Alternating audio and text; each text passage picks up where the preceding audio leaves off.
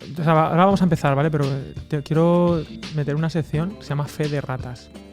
Porque quiero pedir perdón. No sé si hacerlo. Porque creo que me pasé. De hecho, me han dejado un comentario en YouTube, no sé si lo has leído, el de los últimos. Que decían que bien, pero que cuidado con la jocosidad. Bueno, que no. pues... No, porque no. O sea, acercarse a la palabra de esa manera.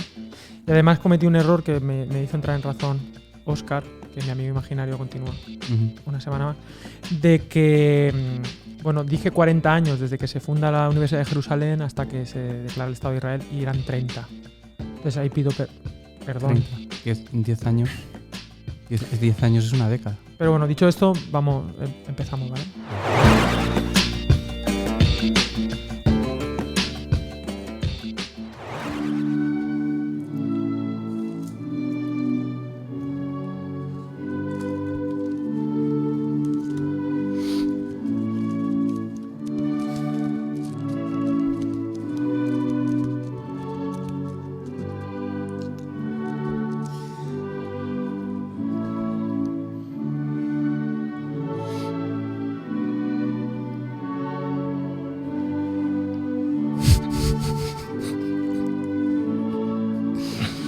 Estoy dando cuenta de que a lo mejor el copyright de la canción.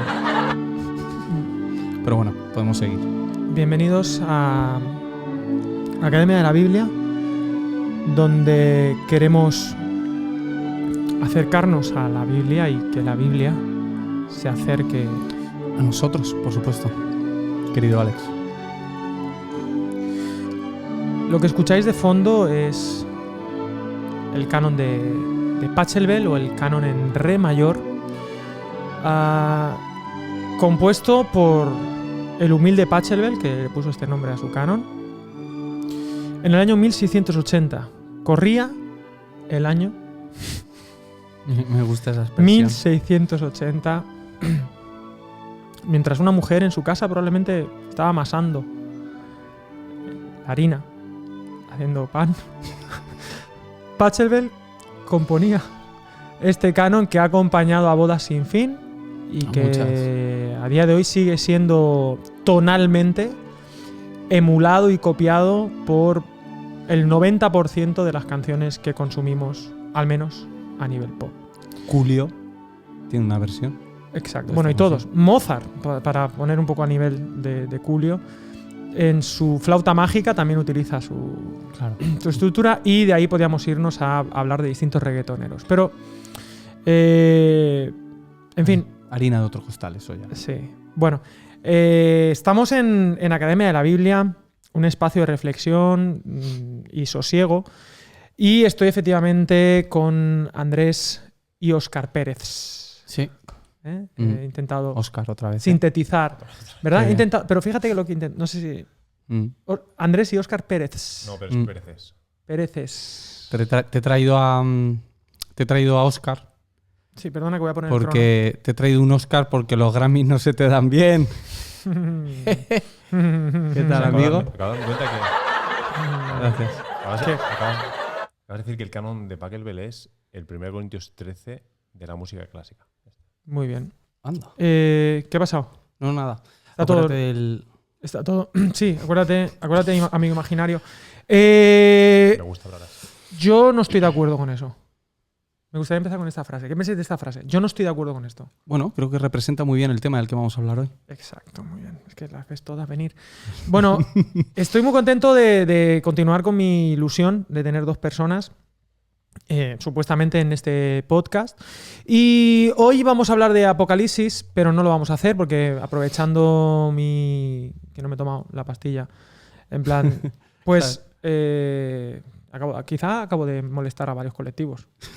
Ahora que lo pienso, pero en cualquier caso está el humor, es el humor. Y en este espacio, bueno, lo primero y principal, Andrés, ¿cómo estás? Pues lo primero, porque siempre digo... Bien. Sí, ¿cómo te ha ido la semana? Que siempre te pregunto. No, todo normal, no ha habido ningún altercado. ¿No? ¿Has estado tranquilo? Todo en orden. Sí, las niñas ahora ya ¿Las nenas? Salen antes del colegio. Uy, junio. Entonces la tranquilidad de mayo no es la misma que la de junio. La tranquilidad de mayo no es la misma. La tranquilidad de junio no es la misma que la de mayo. No. Entonces, pero bueno, pero hay que quererlas. Sí, ¿Qué vamos a hacer? Óscar, también tú eres bipadre. O sea, estamos aquí sentados 3 bipadres. Es una cosa que Es está- verdad. Somos 3 bipadres. ¿Qué tal tu semana como bipadre? Cuéntame. Bueno, bastante buena. ¿Sí? Estoy de vacaciones, Alex. Claro. Bueno, pues me encantan los datos que me dais. Sí, Bien, ¿verdad? bastante buena. ¿Tú, Yo estoy- Alex? Pues mira, Estoy rompiendo el protocolo, ya lo sé, pero... pues Me gusta, no sé me qué. gusta que me hagas esta pregunta, ¿no? Claro. No lo sé porque como nunca me lo has preguntado no lo tenía yo preparada No la te respuesta. había pensado. Pero bueno, estoy cambiándome los horarios, estoy viviendo un poco en nocturnidad, por la noche, por el día, Y por alevosía. cuestiones de los nanos, sí, porque ahora mi mujer trabaja de noches también, entonces me dedico a leer y a hacer Claro, el el mantra, mecer, ¿no? el mecer, que esto es muy importante, el tema del Levítico, por ejemplo, el tema del mecer, esto, y Ujú. ¡pa! Y lo mataban. ¿Hacían eso? Sí, mecían, la ofrenda mecida, era como hacerle así al chiquillo. Y luego ¡pa! Ofrían así, y se quedaba tranquilita la cabra o la oveja así como, "Oh, qué momento me quiere". Pum. ¡Bum! No te creo. Qué buena jugada. Sigamos. No vamos a hablar de Apocalipsis, pero vamos a hablar de un tema muy importante, porque claro, nos acercamos a la Biblia y que la Biblia se acerca a nosotros, pero a veces la Biblia nos la tiran a la cara, no se acerca, sino que bomba, nos Sí, dan que te caña. llega... Sí, que no te nos- la ves venir. No te la ves venir. Y hay muchos bibliazos y vamos dando los bibliazos. Entonces hemos pensado en esta ocasión que nos une hablar de un tema nada polémico, o sea, como para amansar las aguas, y hemos empezado con el canon de Pachelbel, que es la sana doctrina. Ujú. La palabra doctrina, la sana doctrina. Y bueno, es esta riqueza teológica que en el siglo XXI nos caracteriza, llena de armonía y llena de, pues eso, distintas temáticas que las iglesias creemos, pero que nunca llevan al conflicto armado, ¿no? Sino que siempre es paz, pace, siempre es armonía, como el canon de Pachelbel, ¿no? Que se van superponiendo voces, pero todas unas con otras van uniéndose. Sana doctrina. Y para eso, pues está aquí Óscar, que nos va un poco a asesorar Hacer con la el tema de asesoría. la doctrina. Sí, porque él es doctrinero. Viene a asesorar. Es doctrinero. a Es cambiar una de la Biblia. sus doctrinero. Entonces él ahora hablando en serio, él pues, ha dedicado un tiempo de su vida, no sé cuánto tiempo, meses probablemente, Para la semana. un par de semanas, una tarde, a estudiar la palabra doctrina, sobre todo en el Nuevo Testamento, creo entender, la sana doctrina. Y para abrir un poco el melón, me gustaría preguntarte, Óscar, ¿qué nos puedes decir de esta palabra, doctrina? También si nos dices algo en griego, yo te lo agradezco. Y yo estoy preparado, yo tengo aquí un viaje preparado, un viaje por los milenios. Y voy a hablar de muchas cosas, pero quiero que él hable de doctrina. Óscar, dime, ¿qué piensas tú de la doctrina? Ujú. La palabra doctrina. Bueno, la palabra- Conceptualmente, La palabra empezamos. doctrina aparece unas 50 veces en el Nuevo Testamento. ¡Te lo he dicho 50 veces! Efectivamente. Aproximadamente. Repito, te lo he dicho 50. No, estoy viendo los volúmenes. palo? Sigue. No, el palo no. Ya he pedido Hoy no. perdón, no voy a perder el control. Vale. Nunca. Pero en el griego no es una sola palabra la que aparece en cada una de nuestras traducciones doctrina. Hay varias palabras que se han traducido por doctrina en el castellano, Es en correcto. el Nuevo Testamento. Es correcto. Mm. La mayoría vienen de la misma raíz, de didas, didagé, didascalia, tal. Didas. Enseñanza. Adidas. Exactamente, esa. Y luego hay... Adidas sería negación de Didas, negación de Sí. Adidas, no didas, enseñanza. no Ujú. didas, no didagé. Exacto. Continúa. Sin Ujú. enseñanza. Hacemos bambas. No. No busques. No, No ya está, busques. es lo que- y luego hay una palabra que en algunas ocasiones traduce también en español por doctrina, que es la palabra paradosis, Hmm. que su traducción más natural es tradición. Cuando igual en los evangelios, alguna vez que la tradición de los ancianos, tal, la enseñanza, a veces la doctrina de los ancianos, están vinculadas esas dos palabras, ¿no? Un poquito el trasfondo bíblico es ese. Muy bien. Y vamos a ver, ¿por qué genera tanta historia? Porque claro, empezamos el viaje con el presente, el ahora, el ente, lo que ocurre ahora en este momento. La gente llega a las manos con el tema de la doctrina y de la sana doctrina, que es una especie de concepto que yo lo veo más... O sea, a mí si yo no entiendo sana doctrina, me suena a cosas que curan, algo que sana, que es Sí. bonito, que está bien, que está sano. Salud. Si no sana hoy, sana Salud, mañana. exacto, sana. Sí. Entonces, Pero es lo contrario. O sea, yo veo que, sobre todo en las redes, hay varias palabras aquí mágicas que hemos puesto: polarización, la ley del péndulo y tal. Se llega a las manos en el sentido metafórico o incluso físico de discutir por temas de todo tipo que aquí hemos tratado algunos, ¿no? Escatológicos, pero también de ministerios, de si yo creo que la salvación es así, es asá, se gana así, se gana asá, se pierde así, se pierde asá. Si la iglesia en la iglesia debe estar esto, no debe estar lo otro, negociaciones de hasta qué punto la iglesia puede parecer una universidad del siglo XV, entonces sí que es bíblica, pero si parece un gimnasio del siglo XXI ya no es una iglesia tan bíblica, si hay que usar un púlpito de madera de acacia o de metraquilato, para el tema de la palabra o el término sana doctrina se puede utilizar para las cosas más irrelevantes y superficiales hasta las más profundas. Y creo que uno de los motivos es... ¿Por qué nos peleamos? De los motivos que más tensión causa es que cuando tú entras en el terreno de la sana doctrina abres un campo semántico en el que está... pues eso, los falsos profetas, los falsos maestros, los herejes. Los falsos. Sí, los que quieren aprovecharse de la iglesia. Y creo que muchas veces las personas, en vez de hablar de la sana doctrina, lo que están hablando es de quién no tiene la sana doctrina. Creo que se dedica más tiempo a denunciar a aquellos que no tienen la sana doctrina que realmente a profundizar en lo que sí es la sana doctrina. Los temas de fondo...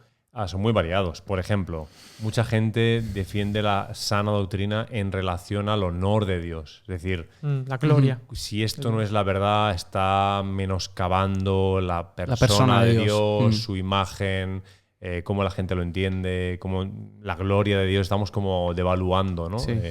O tergiversando, adulterando, etc. Luego también hay mucha realidad, supongo que iremos hablando de esto poco a poco, de mis propias inseguridades, de mi capacidad para comprender el mundo, la epistemología, ¿no? ¿Qué puedo conocer realmente? Cuando digo que Dios es omnipresente o omnipotente, son términos infinitos, entonces los puedo entender yo, esos términos, de dónde tengo ese conocimiento, cómo llego a él.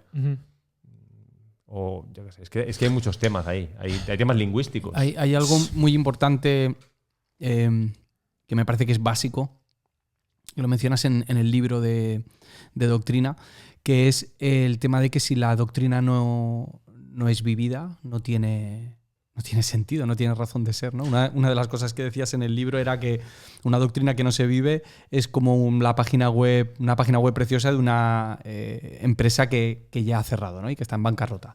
Y creo que hay que empezar por esa base, ¿no? El objetivo de la doctrina es que se pueda aplicar y que tenga una expresión de vida en cada uno de nosotros, ese pensamiento, que no se quede solamente en el terreno intelectual. Claro. Y bueno, estamos hablando de cuestiones que generan controversia, ¿no?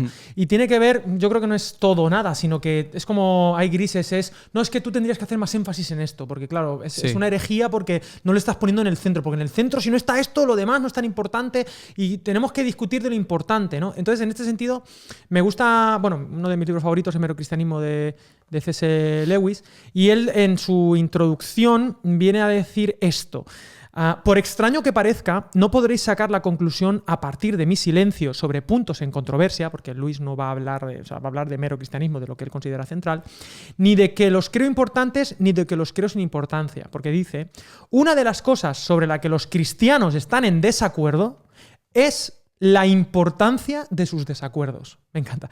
Dice, cuando dos cristianos de diferentes denominaciones empiezan a discutir, no suele pasar mucho tiempo antes de que uno de ellos pregunte si tal o cual punto de la discusión importa realmente. Bueno, pero ¿esto importa de verdad o qué? Y el otro contesta, importar es absolutamente esencial. Es decir, que ni siquiera estamos de acuerdo en ¿Qué cuál, es importante? ¿Qué es lo importante? ¿Cuál es la discusión importante? Y tiene que ver, pues Óscar ha abierto aquí un poquito también su meloncito, y es el hecho de en mi propia experiencia, en mi propia vida, qué es lo que es importante para mí, cuáles son mis puntos de dolor, mis inseguridades, donde tengo que como que reafirmarme para no enfrentarme incluso a mis propias dudas, ¿no? Y esto es un mecanismo psicológico, que está a la orden del día, el hecho de que yo necesito como muchas seguridades, porque si no, es como que me sale un monstruo de la duda y no, esto es así, y no me pidas que le dé vueltas, porque es que si no me voy a enfrentar con mis propias preguntas existenciales, ¿no? Y a veces son voy a ser un poco como incorrecto, como muy talibanes, ¿no? En los puntos donde quizá internamente tenemos más luchas. Bueno. La tesis principal de lo que digo en el libro es un poquito lo que es adelantado. Para mí es casi el punto es un punto al que llego en el libro y luego lo desarrollo. Pero podemos empezar por ahí en el sentido de que... ¿Empezamos por el final? O sea, ¿respetamos el orden del guión? Vale, sí, hazlo. Empieza por el final. Como la semana pasada. Vale. Como que si somos muy rígidos con lo que los demás o nosotros mismos pensamos sobre los temas. Pero no es tan importante cómo pensamos, sino cómo vivimos. Es decir, lo que la doctrina no haga en mi vida, realmente qué sentido tiene. ¿Qué valor tiene? Claro, ¿qué sentido tiene un credo, unas palabras dichas, por más verdad que sean, si esa verdad no tiene ningún tipo de eficacia en mi vida? Es decir, pueden ser verdad absoluta, pero si no son verdad para mí, ¿qué más da? ¿Qué sentido tienen? ¿No? Entonces, nada, discutir. Tener razón. Porque aquí lo que se trata es tener razón. Bueno, y ahí es cuando, ganar. Ahí es cuando sabes si la doctrina es de Dios o no es de Dios. En Juan 7, si no me equivoco, es cuando Jesús dice y sabréis si la doctrina que os estoy diciendo viene del Padre o no lo es, si queréis hacerla. O sea, al final está íntimamente relacionada los pensamientos que tengamos acerca de Dios con la manera en la que los expresamos. Yo con este tema de la doctrina tengo ciertas luchas personales, en el sentido de que no quiero que frivolicemos, porque me encuentro como dos polos, ¿no? Por un lado, el lado de esta gente de no, la doctrina, que bueno, ¿me puedes dar un par de sinónimos, doctrinero, de la palabra doctrina? Sí, sinónimos. Enseñanza. Enseñanza, instrucción. Son. Literalmente la palabra doctrina significa enseñanza. Enseñanza, lo que se enseña. Un conjunto de enseñanzas.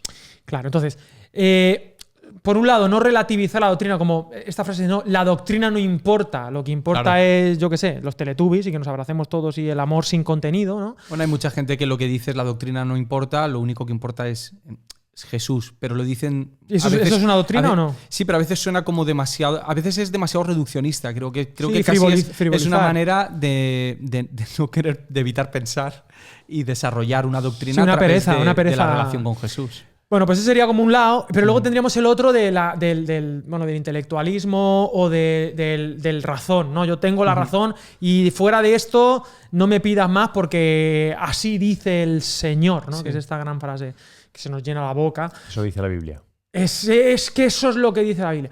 Y claro, entre estas dos, no sé si es una línea ficticia o real, pero bueno, ¿cómo situarnos ahí? Porque hay una importancia. ¿Qué importancia tiene la doctrina? Os pregunto a los Pérez. Decidme qué importancia tiene. ¿Dónde la ubicamos en nuestra vida? ¿Dónde la ubicamos en nuestra vida en comunidad? Por no querer eso, no quiero entrar en la discusión de la doctrina no importa o la doctrina sí importa. Sí. ¿Qué hacemos con ella? Me gustaría saber un poco. Bueno, yo creo que en el momento en que hemos desligado la teología sistemática de la teología pastoral, le hemos quitado toda la importancia a la doctrina. ¿Puedes repetir esa frase? Y mis compañeros la escriben en el tuit. Vale, la repito. Sí. Yo que en el momento que desligamos la teología sistemática de la teología la teología pastoral, entonces la doctrina deja de tener sentido, deja de tener importancia. Esa es mi perspectiva, no digo que sea la de todo el mundo. No estoy de acuerdo, me levanto la mesa y me voy. Eso sería una... O sacas un palo, das un golpe. Perdón, es que perdí los nervios. Yo voy a intentar que pidas perdón 3 o 4 veces más durante el podcast. Porque volvemos a lo que ya he anticipado antes de que, es que no merezco configuras un conjunto de pensamientos, de credo, un credo personal, incluso, no tiene por qué ser el credo de los apóstoles, no tiene que ser el credo de Nicea, sino el tuyo, el que tú realmente crees, pero luego no afecta en ninguna manera tu vida, ni tus relaciones, ni cómo convives con tu familia, ni cómo trabajas, ni cómo convives con la naturaleza, ni tus prioridades. Entonces, realmente, ¿qué sentido tiene? Ahí hay otra cosa, tío, que se puede vivir sin doctrina. Es decir, aquel que dice que no cree en la doctrina o que no quiere hacer énfasis en la doctrina realmente está viviendo sin una doctrina, porque yo creo que al final estamos siendo adoctrinados o discipulados por cualquier otra cosa y tenemos que ser conscientes de cuál es la doctrina que está dirigiendo nuestras vidas. Hay algo muy divertido. ¿Quieres decir algo, Oscar? Que te he visto. He No, porque sentido la pensaba fuerza, una especie de. Pensaba que ibas a decir, hay algo muy importante y te iba a decir, ¿cómo? O sea, te iba a hacer la de Lewis. No, interesante. Tú le llamas Clive. Clive Staples. Clive Staples. Clive Staples. Clive, nuestro amigo Clive. Sí. ¿Sabes que en la intimidad le llamaban Jack? Tolkien. No. Jack. Tolkien. Sí, Jack. ¿Te imaginas que le llamaba Sam? Que Tolkien le llamaba Sam. Sam Sagat le decía a Clive. Bueno, menudos. Sam Sagat. Tienen ahí sus juegos de rol. No, que lo que me vengo a referir es que lo divertido de esto es que cuando hablamos de doctrina o sana doctrina, claro, la doctrina es... Aquí hay mucha tela. Aquí hay mucho material. Claro, a mí lo que me mola es la selección.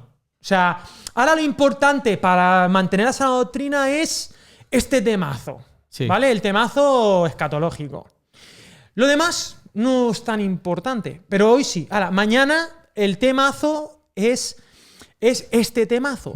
Y pueden ser cosas súper claras o evidentes o súper sofisticaciones. Y llegamos a las manos por ese tema, ¿no? Entonces, yo antes de ir al presente, al ente de ahora, al hoy, que es lo importante, por ejemplo, me gustaría explicaros, bueno, lo voy a decir muy rápido y mal, y frivolizando, que he dicho que no iba a hacerlo, lo voy a hacer, porque así es el ser humano, es contradictorio, es paradójico.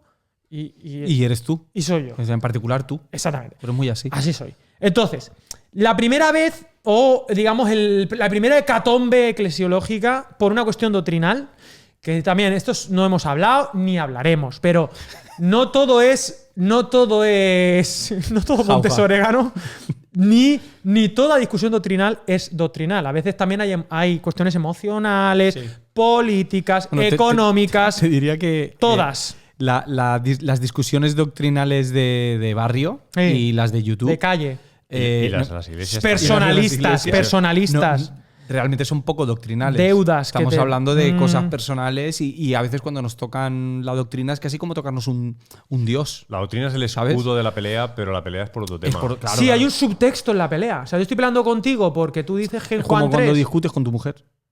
A ver, vamos a… Cuando yo discuto con mi mujer, nunca estamos discutiendo por lo que estamos discutiendo. Siempre se está discutiendo por otra cosa. Andrés, ¿ese nunca es categórico? ¿Kantiano?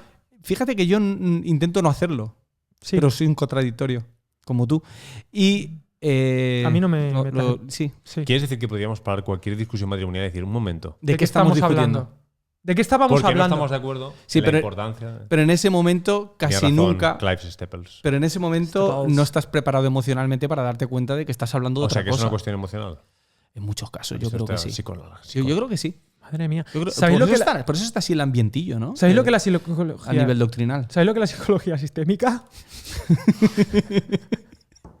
Viene muy a cuento, ¿no? Sí. ¿Tú sabes qué es la psicología sistémica? Dale. Pues es que esto… Vamos a ir… Estamos como cosiendo, como tejiendo algo y va a salir como una especie Alex, de… el otro día viene un tuit. Psicología sistémica. ¿De qué va? Pues mira, Óscar, gracias por hacerme esta pregunta. La psicología sistémica es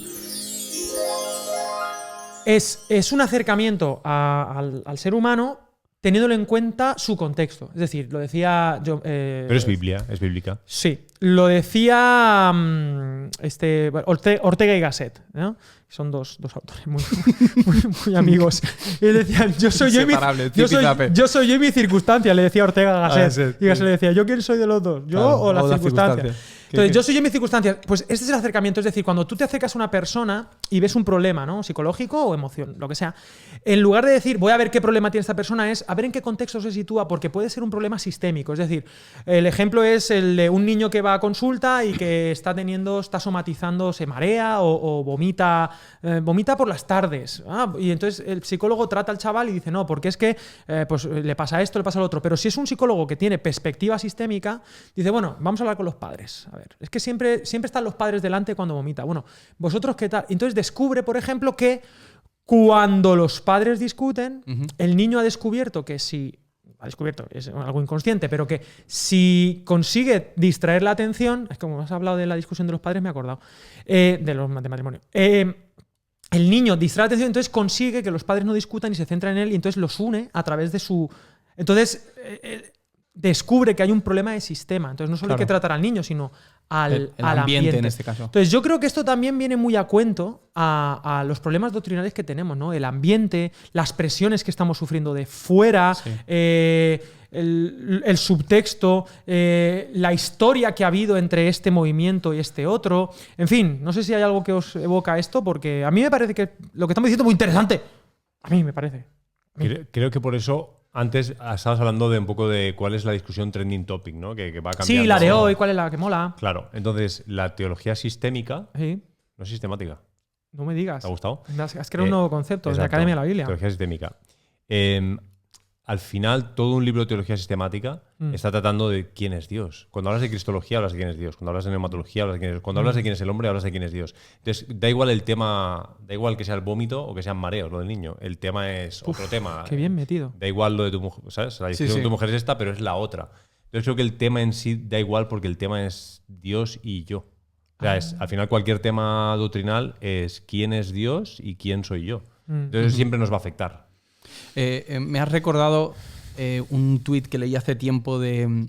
No sé si conocéis ¿A quién? No sé si conocéis un pastor de Estados Unidos, de Brooklyn, creo que se llama Rich Villodas. Creo que te he hablado de él en alguna ocasión. Y él habla mucho acerca de política.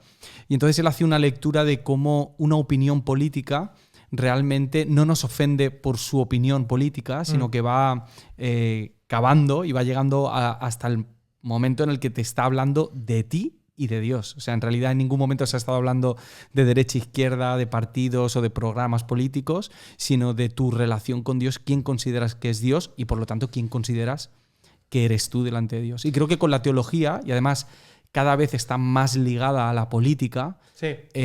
ocurre algo muy, muy parecido. Por ejemplo, el típico tema de la salvación, si se pierde o no se pierde. El tema en sí no es irrelevante, pero lo que yo piense no cambiará lo que es. Si es que se pierde, que yo piense una cosa u otra no cambiará. Si es que no se si es que es segura, no se puede perder, que yo piense una cosa u otra no va a cambiar el tema. Es decir, nuestro propio pensamiento sobre el tema no genera. ¿Qué es la salvación? Vale. Ok. Claro, y Bueno, sí. sigue. No, bueno, dale, da igual. No, que lo que iba a decir es que no solamente no va a cambiar lo que es, sino que muchas veces nos acercamos al debate con cero opciones de cambiar nosotros nuestra opinión al respecto. Hombre, claro. Realmente Eso es lo bonito. no hay un... Es que no es un debate. En realidad no es un debate. Son dos Creo que sería monólogos. sí, o mínimo, o tres. sería mucho más 4. interesante coger a una persona, a un grupo de personas que creen que la salvación se pierde y otro que no se pierde y obligarles a defender el otro punto de vista. Eso se hace. Y que se tengan que meter en la cabeza, empatizar, tratar de comprender cada uno de los matices de estas doctrinas, que son infinitos, y eso se ha perdido totalmente. Pero realmente no hay un debate. Porque el tema de que se pierda o no se pierda, al final mi problema es cómo es Dios. Porque si se pierde, Dios es de una manera, pero si no se pierde, Dios es de otra manera. Y luego hacemos mucha casuística, ¿no? Porque en el caso de mi hijo que está enfermo, es doliente, tal, si se pierde, ¿qué significa de Dios eso? Claro, es que la vida... Ojo. Bueno, yo soy yo en mis circunstancias. O sea, no dejamos de hacer teología desde nuestra vida, desde nuestro ser. Y bueno, Claro, es que ahora me interrumpen el doble, ¿sabes? Sí. Eso es lo que tiene de tantos amigos Tantas voces. imaginarios. Sí. Pero quería contaros la primera hecatombe eclesiástica. O sea, esto no viene de ayer.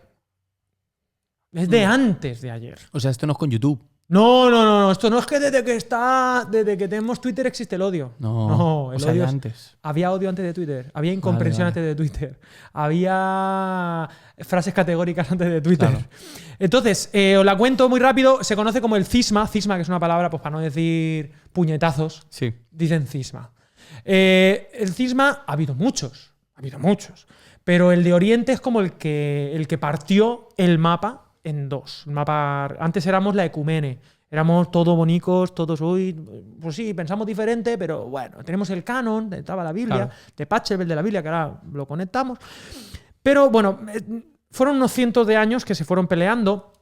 Hubo un concilio de Toledo, que esto es aquí, tú pillas la A3. Pillas la 3 y antes de llegar a Madrid. El Hotel Beatriz. Cerca del Hotel Beatriz, exactamente. Lo visitas arriba, las juderías. ¿Pagan? Es muy bonito. Las Sí, conferencias. las conferencias de hombres. Entonces, allí se hizo el tercer concilio de Toledo. Hubo previamente el segundo y el primero. Pero bueno, no son tan importantes para el tema de hoy. Porque allí, claro, lo que pasaba es que política y religión siempre ha estado muy conectado. Entonces estaban los reyes visigodos que se convirtieron al cristianismo fetén. Y entonces había que incluir, ellos tenían una fe en cuanto al concepto de Trinidad, que explica la Trinidad en un minuto, Óscar. Claro, o explica te equivocas, ¿vale? Es un misterio, es una cuestión paradójica también. Esta palabra es la palabra de hoy, ¿vale? Paradoja. Paradoja. Sí, paradox. Entonces, hacen este concilio y entonces el credo niceno, que tú has mencionado a Nicea, hay un credo, ¿no? Creo en Dios, y el credo decía, lo tengo aquí apuntado, decía que el Espíritu Santo procede del Padre. Literalmente en latín, et in spiritum sanctum dominum et vivificantem qui ex patre procedit. Cuando digo hablar en latín, me viene a la cabeza la película de Cara a Cara, tío. ¡Ah, sí! ¡Oh, qué buena! Y sale con todas las pistolas ahí pegándose tiros. El gran actor, que está muy desvalorado. Nicolas Cage, que infravaloradísimo. Es infravaloradísimo, que es un abanico de expresividades. Sí, y por otro lado. Interpretativo. No, y por otro lado tenemos al gran John Travolta. Peliculón, Face Off. Pero, ¿esto qué quería decir? Madre mía, el opening, ¿eh? Qué duro. Sigue, prosigue. Sí, a mí me parece. Sí. Entonces, lo que pasa es que, claro, decían, en latín lo que significa es que el Espíritu Santo procede del Padre. Sí. Vale. Sí. Pues no estamos de acuerdo. Procede del Padre filoque. Esa es la otra palabra. Y del Hijo.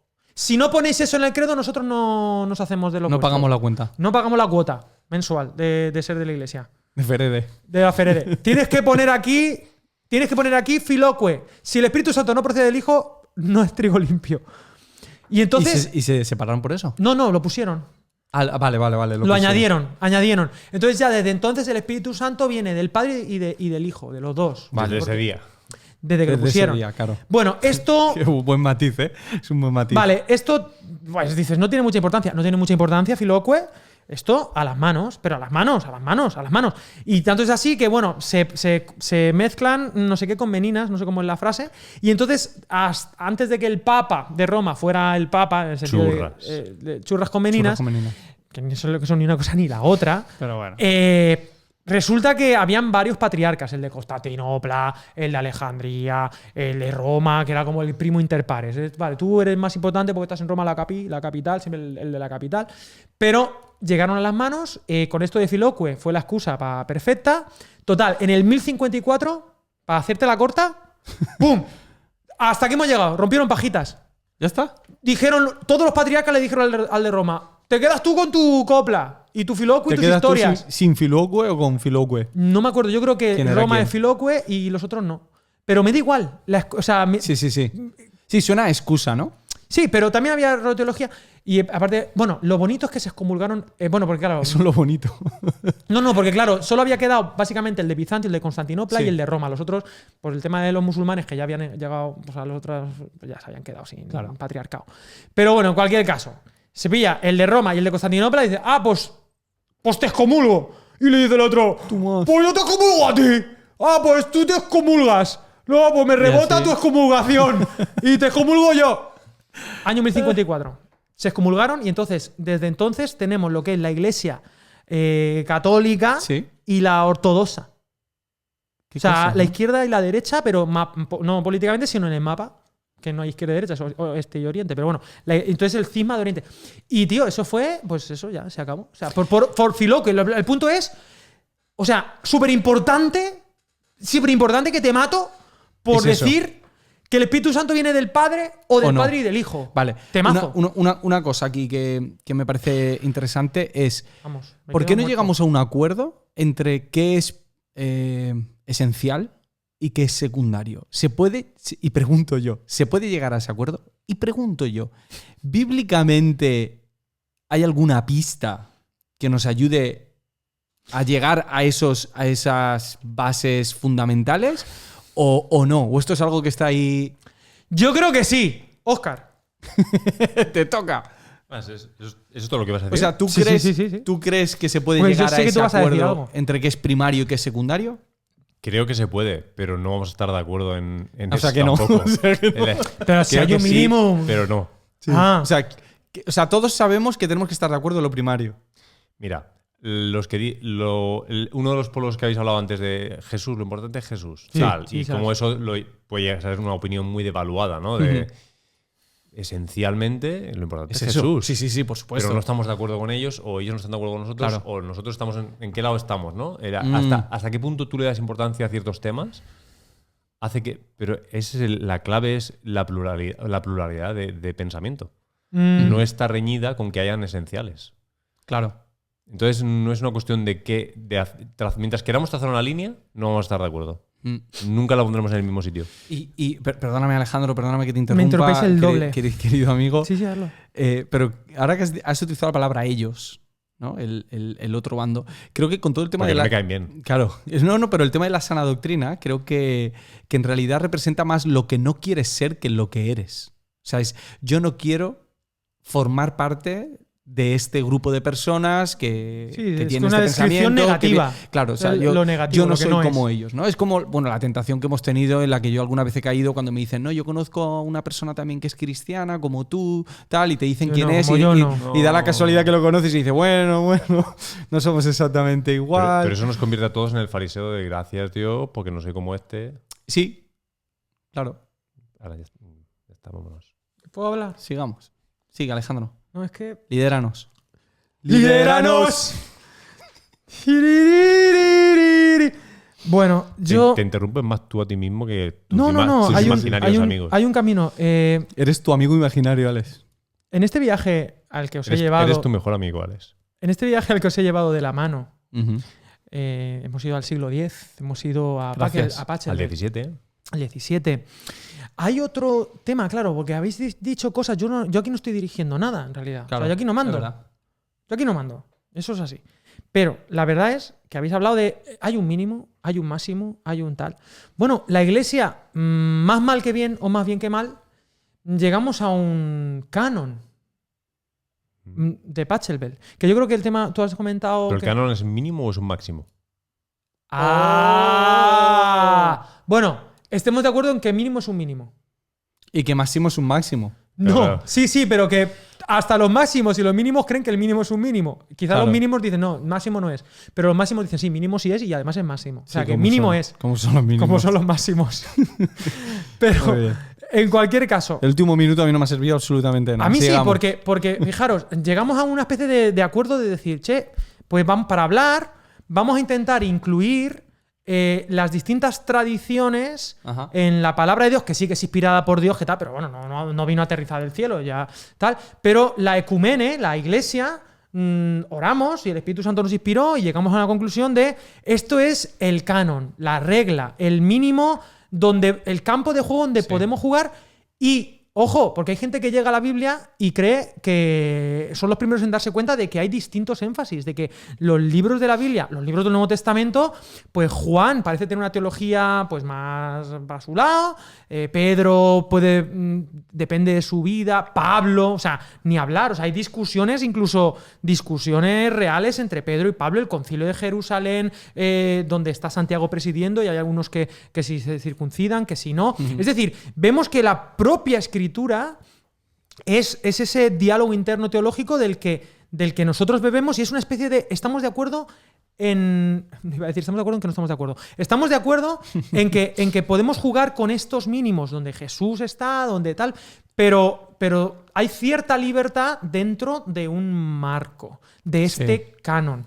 ¿Podemos salvar los muebles con esto? ¿Podemos acercarnos a la Biblia con esta mirada? En lugar de tirarnos la Biblia a la cabeza, situarnos en el contexto bíblico para hablar y comentar nuestras diferencias y alimentarnos unos a otros. Y quizás eso es la tradición. Ahí creo que es más importante, antes que escoger Quizás son los sanos. el punto de vista que vas a defender, es escoger la actitud con la que vas a hablar de lo que tú crees, que es lo que se ha perdido hoy totalmente, ¿no? Y además es que a lo mejor no hay nada que defender.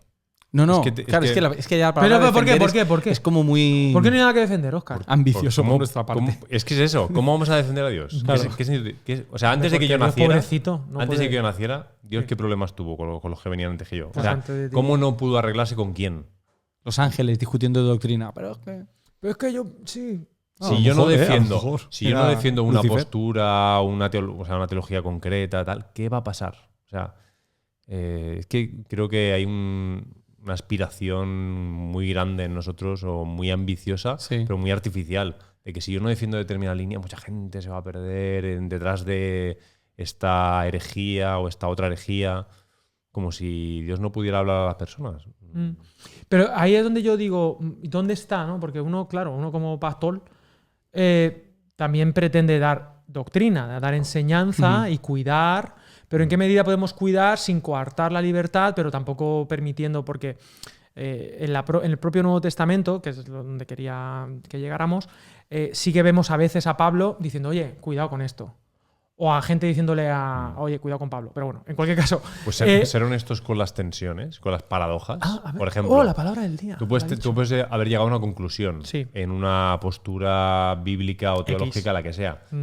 Pero sabes que hay otras y que tú has tenido que reflexionar y pasar por un proceso de reflexión para llegar a una conclusión. No se lo puedes robar a Sí. otro. No puedes decirle, mira, yo ya lo he hecho, entonces tú no lo hagas. Tú lo que tienes que creer es esto, ¿no? La persona tiene que pasar su proceso de reflexión y de búsqueda de Dios en las Escrituras y llegar a su conclusión, que no tiene por qué ser la misma que la tuya, necesariamente. Y Dios es suficiente para explicarse. Muy bien. ¿Pensamientos en torno a esto del sí, contexto del canon? La Dos Biblia? cosas, porque has dicho el tema de encontrarte con la escritura, de que la persona esté abierta a ser contradicha por la palabra. Pero creo que el sesgo de confirmación, que no sé si lo hemos mencionado o no, Aquí no. Sesgo cognitivo, es uno de los grandes impedimentos psicológicos que tenemos a la hora de encontrarnos con la verdad, que tenemos la tendencia a defender, a asimilar, a memorizar, a interpretar las cosas que van de acuerdo con nuestro punto de vista. Vamos a Y describir hoy el en sesgo de día- confirmación. Bueno, es más o menos Es lo que eso. acabo de decir. Sí. Pero si quieres te hago un croquis. No, pero sigue, perdona. Sí, porque tal. No, pero definamos el sesgo de confirmación. O sea, es este sesgo, es decir, esta Una falta tendencia. Ajá. Sí, una tendencia o no ver nuestros puntos ciegos y además buscar información que confirmen. O sea, Claro. o sea, es buscar aquellos lugares que confirmen mi postura. O sea, yo no estoy abierto al aprendizaje, sino quiero que me vayan respaldando lo que yo ya sé. Esto pasa en Internet. Claro, entonces aquí la movida es que Mucho. ya no vas a la palabra. Cuando tú tienes una duda, ya no vas a la palabra, o en el mejor de los casos a un comentario bíblico. Ahora mismo tú estás rodeado de esa información y aquí nos juega una mala jugada, nunca mejor dicho, el algoritmo, que es un vocablo que está muy en Muy boca de mola. todos, ¿no? Pero habla, me mola. Pero mola. el Vamos al algoritmo lo que hace es que te va a recomendar todo el rato lo que a ti te gusta. sea, lo tú que me- a ti te hace sentir y fomenta además la polarización. Tú me quieres decir, por ejemplo, que hoy yo me meto en YouTube y yo no veo todo lo que YouTube me ofrece, sino lo que el algoritmo de YouTube ha Cree que- visto por supuesto. en mi historial. Por supuesto. Este tipo le gusta más este tipo de discurso para confirmar su postura y me va a ir Exacto. dirigiendo y aparte me va a ir polarizando porque Sí. cada vez voy a encontrar, ostras, y mira YouTube, pasa esto, o las noticias. ¿Qué pasa en el mundo? Lo que me dice la ventana, lo que me dice mi Instagram, Claro. o me dice YouTube. Por lo tanto, los sesgos de confirmación lo que hacen es todavía te Aumentan. posicionan aún más y te van encerrando más en tu movida. Y supuesto. esto pasa en Facebook, pasa en Sí, YouTube y pasa es- con la Biblia. Es curioso que muchas veces pensamos, yo he escuchado gente, con todo el cariño lo digo, pues es normal, pero gente que cree que es de Dios. Es decir, que el hecho de que YouTube que le ha te llegado. recomiende algo en Oh. ese momento es algo divino, ¿no? Pero lo entiendo perfectamente. Bueno, el Cuando no algoritmo sabes es cómo matemático y funciona. la matemática las ha hecho Dios. Claro, Muy en bien. ese sentido, Claro.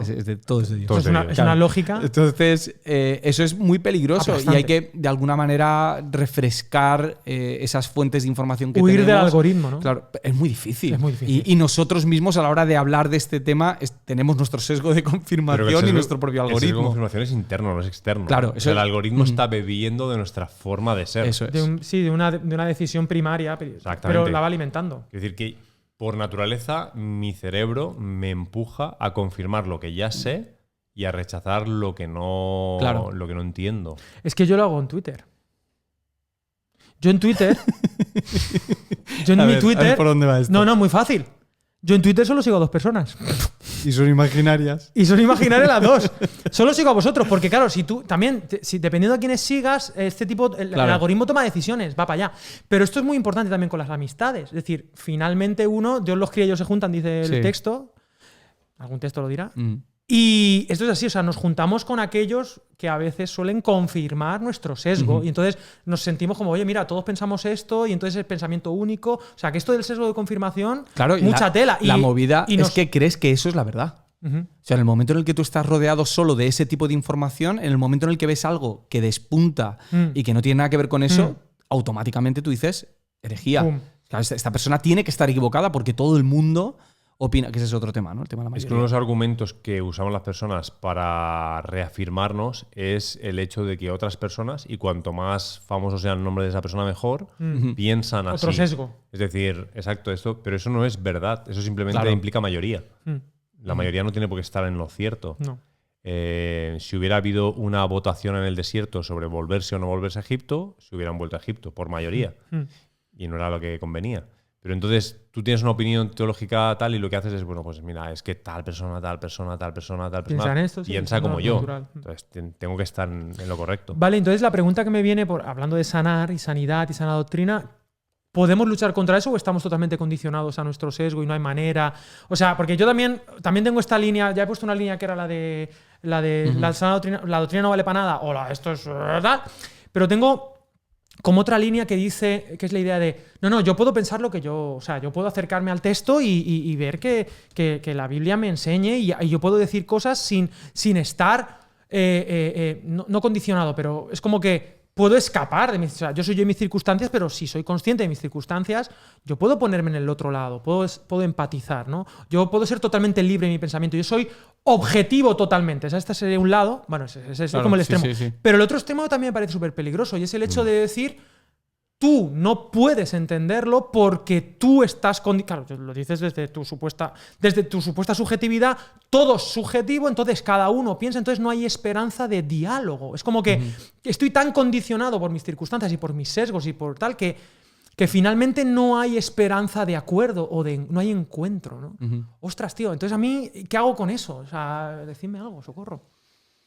Pues hombre, yo te diría que lo primero para poder solucionar esto es admitir que estás condicionado. Pero ese condicionamiento es total, siempre, es como que no hay. O sea, yo creo que siempre que te acercas a las escrituras va a haber una diferencia entre lo que Dios te revela y lo que tú interpretas. Creo que siempre va a haber un filtro, sí. Sí, va a haber una brecha entre una y la otra y nunca vamos a llegar a un total. Pero también creo que podemos llegar a compartir ciertas cosas esenciales que nos ayuden a caminar juntos y creo que por eso la Iglesia sigue viva a día de hoy. Porque el Señor ha permitido que en medio de nuestras diferencias, pues bueno, podamos sobreponernos y saber esto es suficiente, Jesús es suficiente, la misión es suficiente, el entender que Jesús es todo Dios y todo hombre es suficiente y con eso podemos seguir avanzando como Iglesia. ¿Qué esperanza tenemos? Me has hecho recordar a bastante mi gracia, ¿no? Es como que Dios no le está diciendo a Pablo no tengas una idea sobre doctrina, sobre ningún tema concreto, pero no tienes que vivir de tus ideas sobre lo que es en cada punto teológico. Tienes que vivir de mí, de mi confiar en mí, ¿no? Una cosa que no sé si hemos metido en la mesa todavía es el tema del contexto, de que la doctrina no es un conjunto inmóvil de ideas, sino que es un conjunto de ideas vivas que se adaptan al contexto. Claro, esta idea asusta mucho al personal porque es como, bueno, entonces no me puedo agarrar a... Es como que todo es móvil, es como si estuviera encima de las arenas movedizas. Aguas. Claro. Pero en verdad es algo vivo. No lo puedes controlar, ¿no? Como no puedes controlar la palabra de Dios, es viva. Tú la lees, pero ella te lee a ti, ella te habla. No decides lo que te dice. Entonces, la objetividad no existe entre sujetos y eso afecta mucho a la hermenéutica. De nuevo, es como un mundo que te deja como en un espacio muy incómodo. Claro. Pero yo creo que precisamente el hecho de que la Biblia lo que intenta es hablarnos para nuestro contexto, yo creo que si atamos la teología sistemática a la teología pastoral, es decir, si intento entender por qué lo que Dios me dice... Que una sin la otra no hay manera de... No tiene sentido. No hay manera, es que creo que no hay manera, a lo mejor, en realidad. Aunque tú pretendas, ¿no? Bueno, pero sí que le hemos... Sí, hay mucha gente que la desliga, sí. O teóricamente, porque luego viven. Claro. Sí, entonces, a eso me refería. Pero en el momento que nos hacemos, por un lado lo que dice Andrés, de hacerte consciente de tus limitaciones, es decir, no voy a poder... La verdad es mucho más grande que yo no puedo abarcarla. Entonces, yo me acerco a la verdad. ¿hasta cuánto me acerco? Tanto como puedo, con honestidad.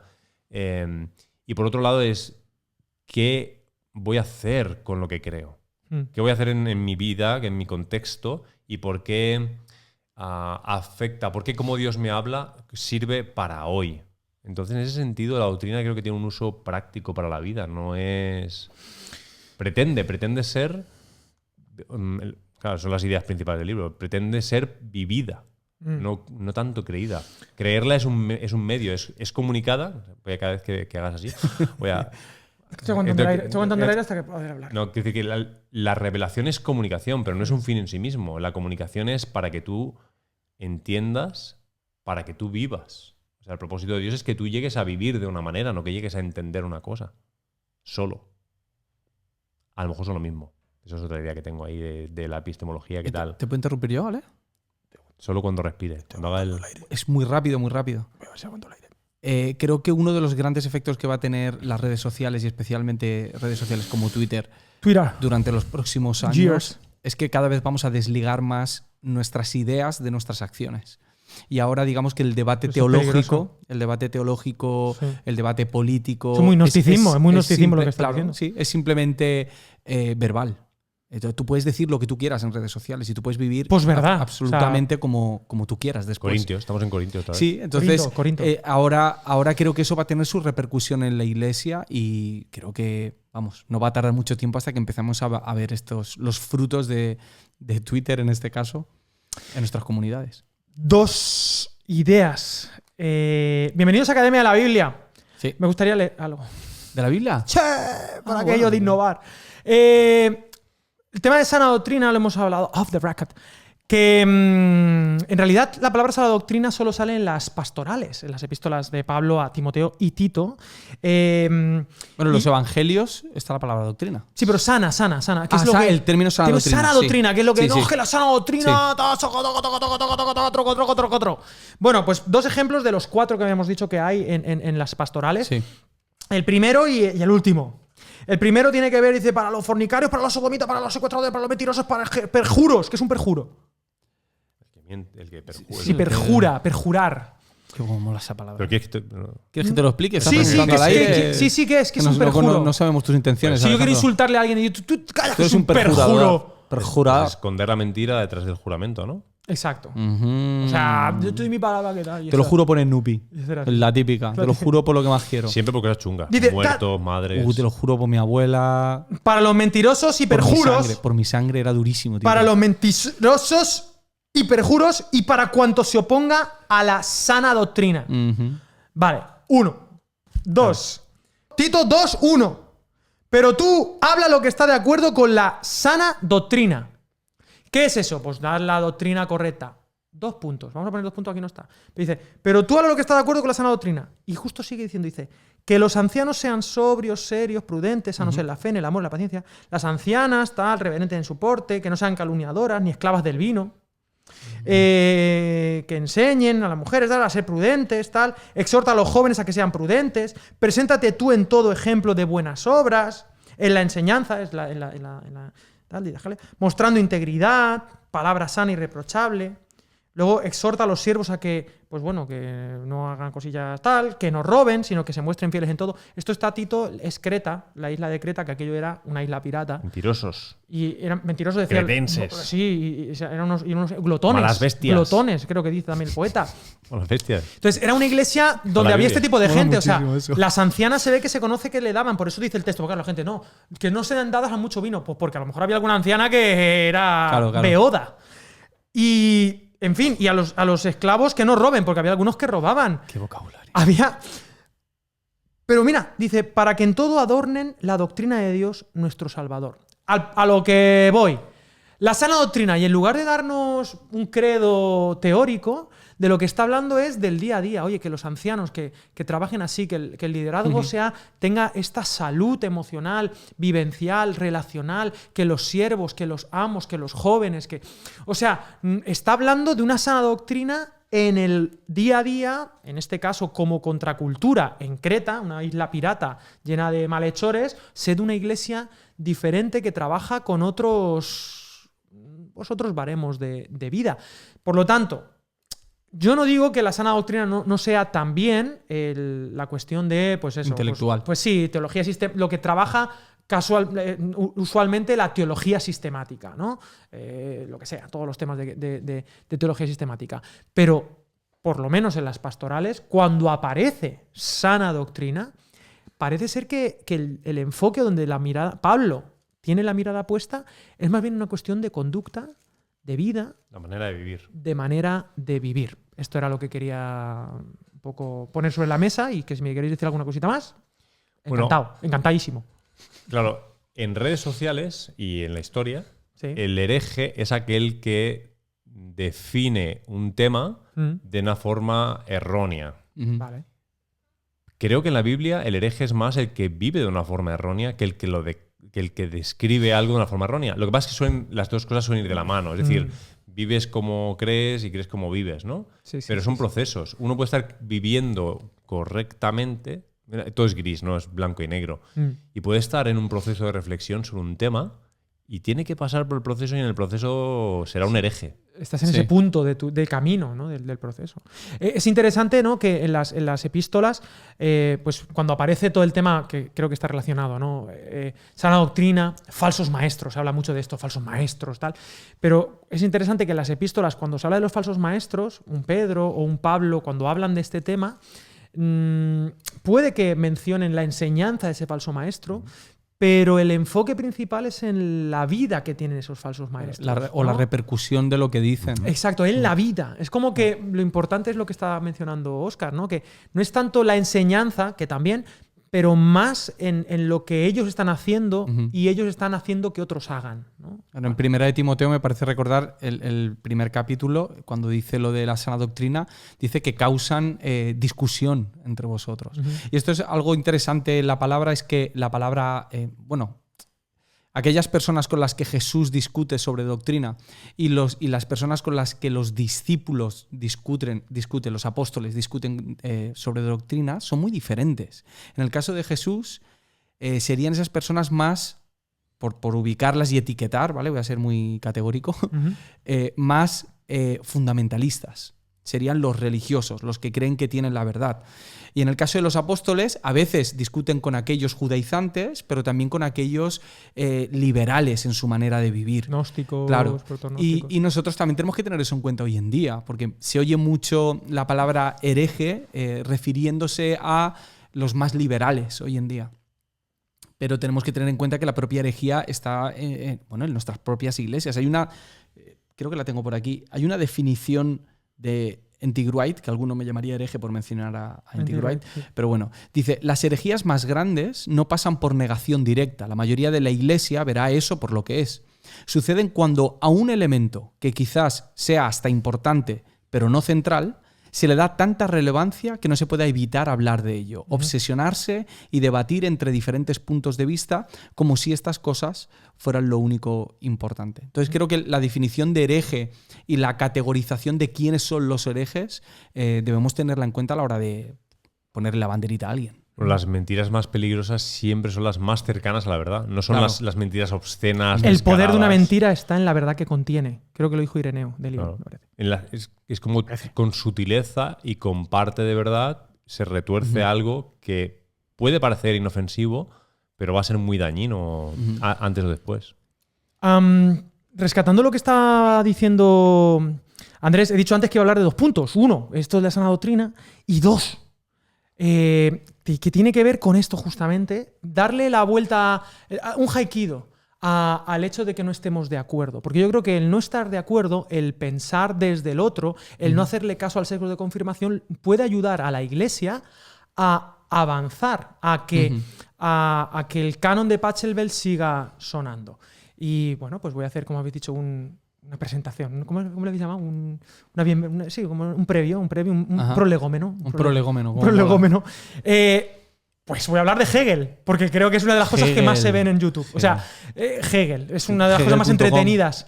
Hegel, bueno, Wilhelm Hegel, bueno, tipo del siglo XIX, tal, él habla de la dialéctica. Y él plantea, bueno, toda la historia se define por la dialéctica, que nos suena a diálogo, ya es bonito.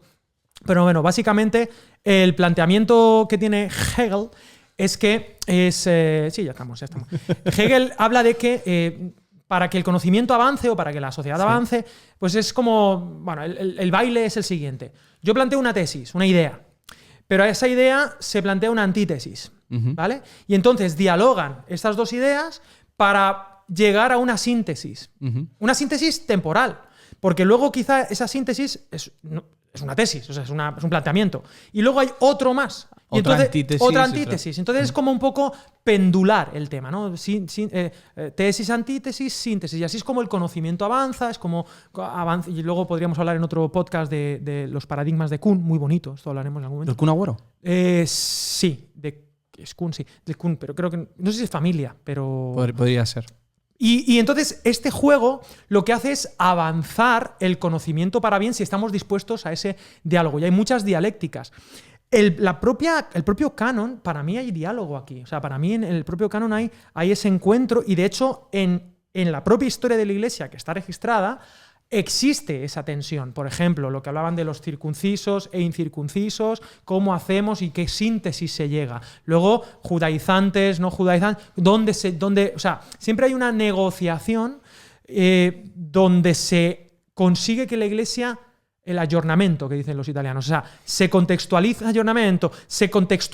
sin vender la palabra, la inspiración, pero ha avanzado para que esa verdad o esa experiencia de doctrina sana pueda ser vivida en el contexto que le toque. Y a mí me parece muy bonito que no estemos de acuerdo en todo, porque eso puede ayudarnos, no a que lleguemos a las manos, sino que avancemos. Para eso, no sé quién de los dos lo ha dicho, el tema de la actitud, ¿no? Una actitud abierta para avanzar, pues sí, con unos marcos, con un canon, con unas reglas, no sé llamarlo así, pero que nos ayuden a encontrarnos con el otro, porque la alternativa es la polarización. Es decir, esta ley del péndulo de ya no es síntesis, antítesis, sino me voy aquí y entonces ya voy a reforzarme, no voy a buscar el diálogo con el otro lado, entonces no voy a llegar nunca a dar un paso para adelante María, sino que me voy a reforzar aquí, sesgo de confirmación, tal, no sé qué, y lo que va a ocurrir va a ser, no va a haber una síntesis, sino el rebote. Es decir, la gente se va a ir al otro lado. Y yo siento que esto está pasando. Esta es un poco la dinámica de hoy. Por culpa, también potenciado por redes sociales, de que o me sitúo aquí y entonces luego el movimiento siguiente es la negación total de y ya no es una dialéctica, es una discusión. Y ya no discutes eterna. solo.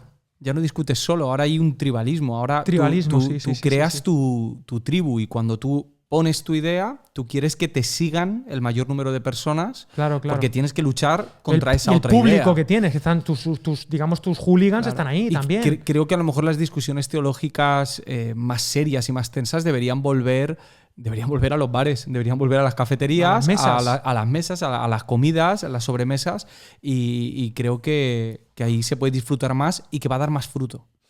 Porque eso es disfrutar. Hegel, dialéctica, temazo, YouTube.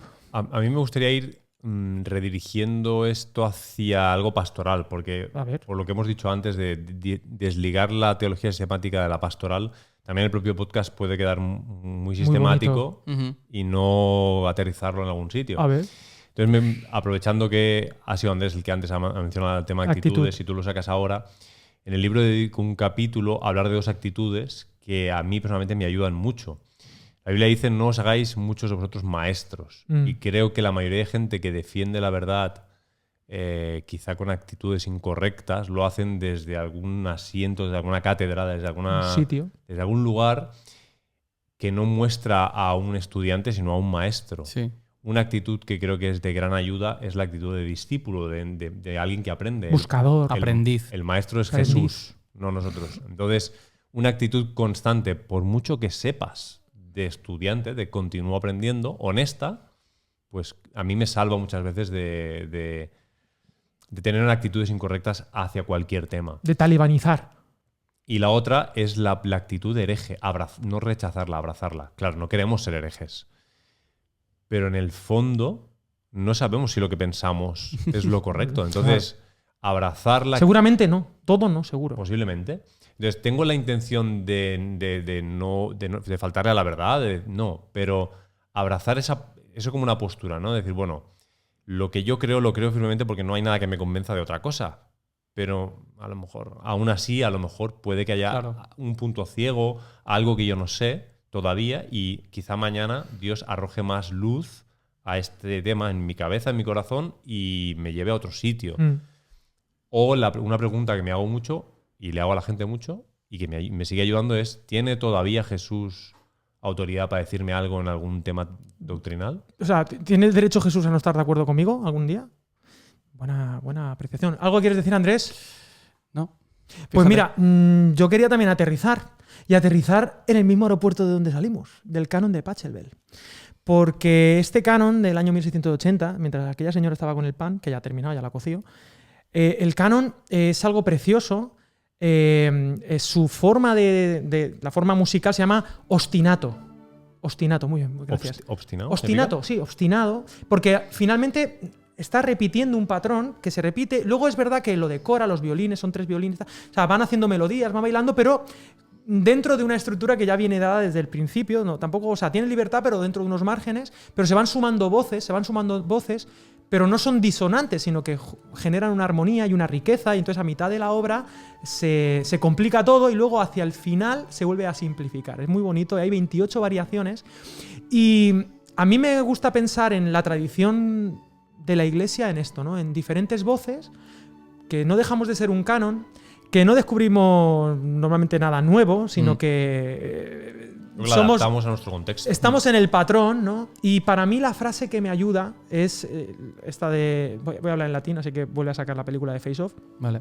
De Ecclesia reformata, semper reformanda, secundum verbum Dei. Es decir, Iglesia reformada siempre reformándose, pero según la palabra de Dios. Habría que entender. Pero bueno, ahí tenemos un campo de juego, ¿no? Y desde Academia de la Biblia, ser aprendices, acercarnos a la palabra, dejarnos impresionar por ella, dejarnos sorprender, dejarnos corregir por ese Jesús que no va a estar de acuerdo al 100% con nosotros, pero también pretender avanzar, o sea, no dar por hecho todo y estar abiertos al aprendizaje, al continuar descubriendo la sanidad de la enseñanza de Jesús, la sana doctrina. ¿Algo que decir a este final tan clásico? Pues y tan manso? algo paradójico, ¿no? Sí, paradójico. Bueno, y todo es una paradoja. Porque estamos hablando, pero quizá la recomendación sería escuchar más y hablar menos. Uh-huh. Bueno, ya lo decía Calvart, ¿no? Que un buen predicador debe tener una Biblia en una mano y en la otra mano debe tener un transistor para escuchar la radio o escuchar otras voces y no solamente a él mismo, porque si eres buen predicador, eres un buen Radio María. Radio Macuto. Ser un buen oidor también, ¿vale? Óscar, ¿tú quieres decir algo de todo esto con esta música de fondo? Es que me encanta, a mí esto me relaja, me cambia el tono. Quedémonos con la imagen de Jesús en Lucas 2. Venga. Haciendo preguntas, escuchando lo que dicen otros. No sé que es una imagen en la que solemos enfatizar mucho la gran sabiduría de Jesús con las cosas que él dice, pero el texto habla muy claro de que él está haciendo preguntas y escuchando a otros. Sana doctrina es doctrina que sana. ¿Os parece bien? Pues sí. Con esto y un bizcocho nos vamos. Que Dios os bendiga. Au, cacao.